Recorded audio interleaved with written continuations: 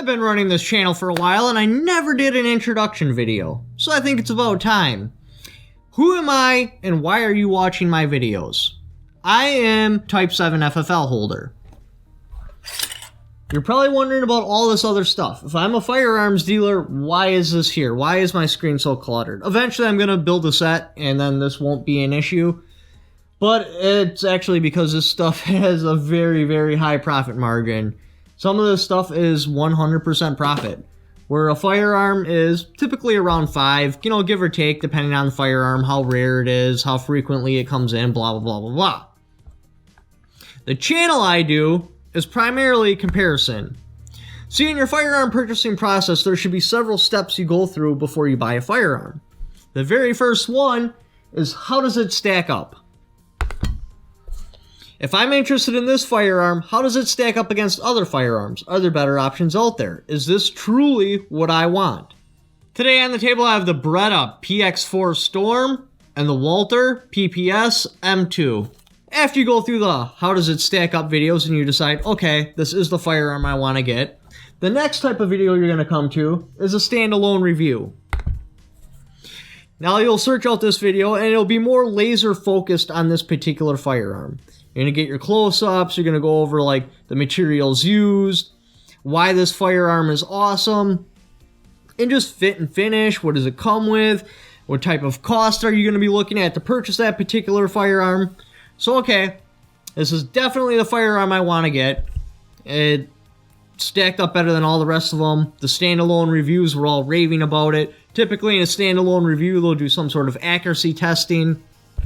These were originally supposed to be the 62s, and I should have had another sticker right here. And the next video you would come to is your testing video. This would be your torture testing, or for like precision rifles, your accuracy testing.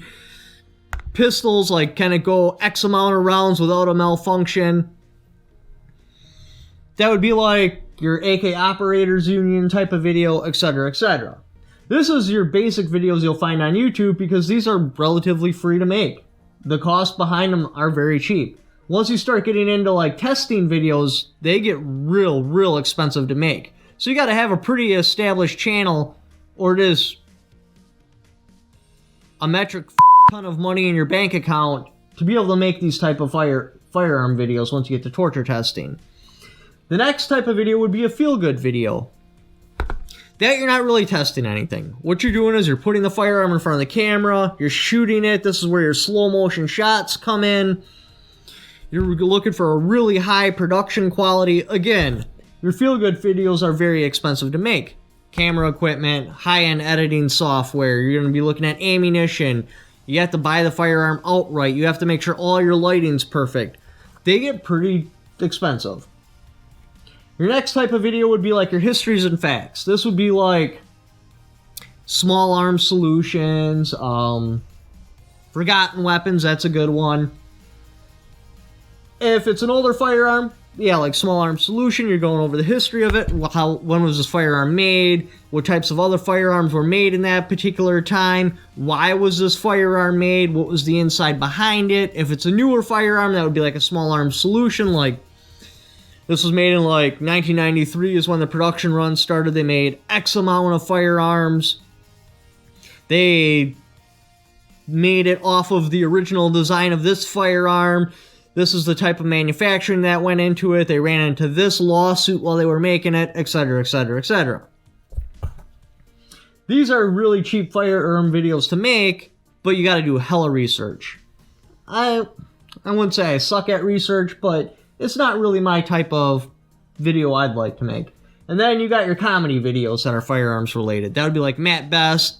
Like, it's just a comedy video, but it also has firearms in it, so it appeals to the firearm audience, the Second Amendment community, etc., etc. Then number 7, you got your project firearms.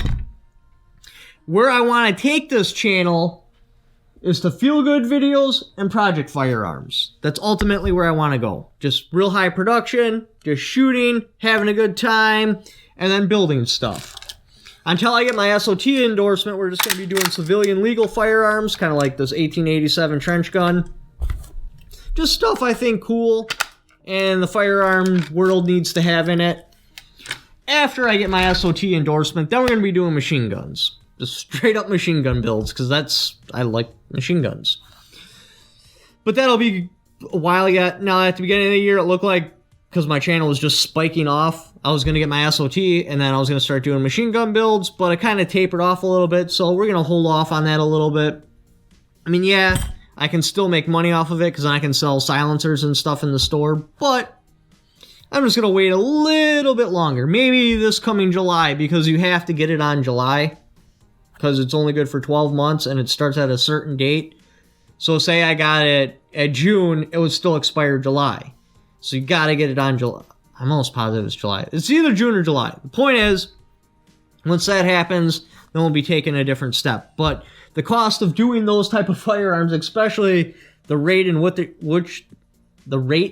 chew up ammunition, we're probably going to wait on those for a little bit. So right now, basically what you're coming here for is not standalone.